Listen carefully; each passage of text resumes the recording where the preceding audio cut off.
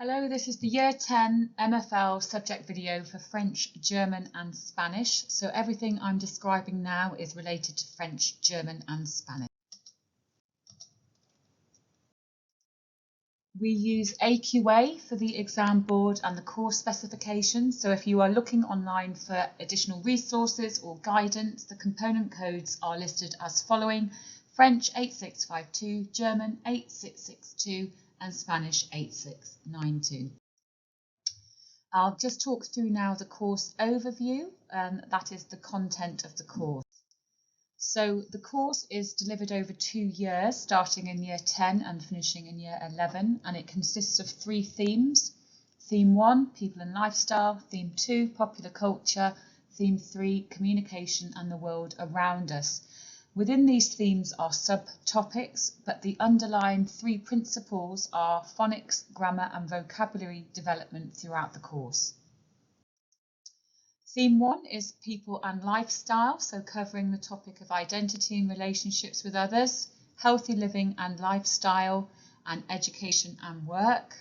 Again, the phonics, grammar, vocabulary development throughout that. Theme 2, popular culture, which is to do with free time, customs, festivals and celebrations in France, Germany or Spain, and celebrity culture. Theme 3 is communication and the world around us, and within the 3 theme, travel and tourism, places of interest, media, technology and the environment and where people live. And what do the MFL exams look like at the end of year 11?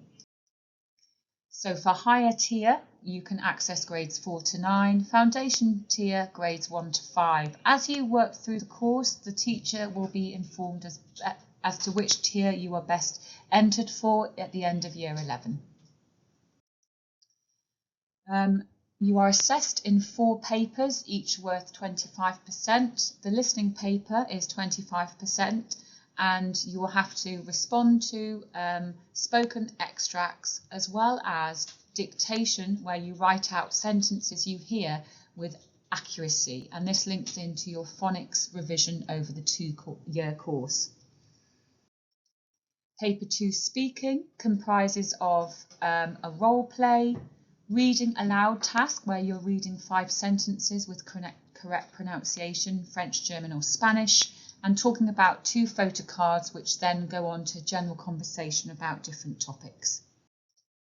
Reading 25%, where you are understanding and responding to written texts, and you're also doing a translation from the target language into English. And finally, the writing exam looks slightly different for foundation and higher tier, but there are crossover questions as well.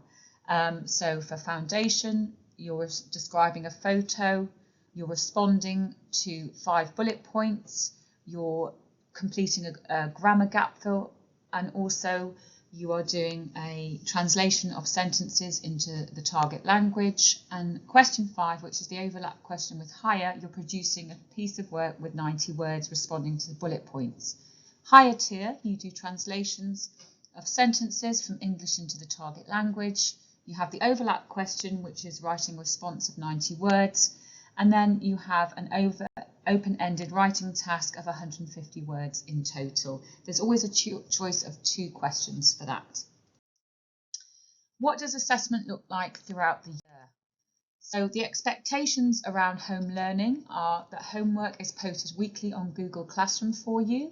It consists of weekly vocab learning, which is essential because these are the words that are covered in the specification, which will show up in your reading and listening exams in year 11.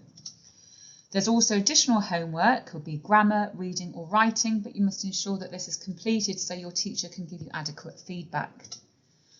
Revision strategies are shared throughout the year as part of normal teaching and learning about how to answer best, how to write best, how to create the best response to prompts that you might have. But as we move into revision for assessments, more explicit strategies will be shared. We have end of units assessment at the end of each unit of term, and these are in class and marked in class. But then you have your first assessment before Christmas, and it's based on Unit 1 and Unit 2. So that's the first 2 topics within Theme 1. So that will be identity and relationships with others, as well as healthy living. And then your summer papers, mocks will be a reading, writing and listening paper. How can you get online support? There are so many platforms geared up to support you in your MFL journey. You have Seneca AQA courses, which cover the new specification. We have Quizlet, where we have mapped out Quizlet learning folders that match each unit. And I cannot stress, if you are practicing on Quizlet and you are learning those words regularly, they are going into your long-term memory, which will support you for the exam at the end of year 11. You have Duolingo, and although that is not completely mapped out with the same vocabulary, language is language, grammar is grammar, it's the same principle. It's a really good foundation for you to excel with your grammar learning.